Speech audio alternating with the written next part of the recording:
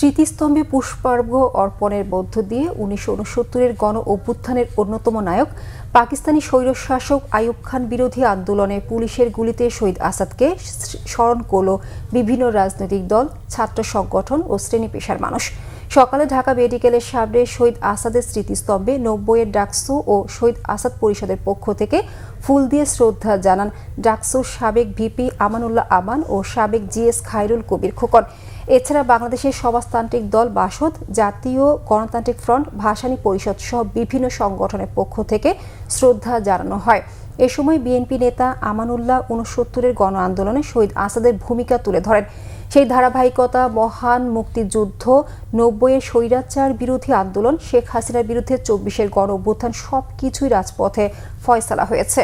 অবাধ, সুষ্ঠু, নিরপেক্ষ নির্বাচনের মধ্য দিয়ে বিএনপির চেয়ারম্যান তারেক রহমানের নেতৃত্বে আগামীতে দেশে গণতান্ত্রিক সরকার প্রতিষ্ঠা হবে বলে প্রত্যয় ব্যক্ত করেন।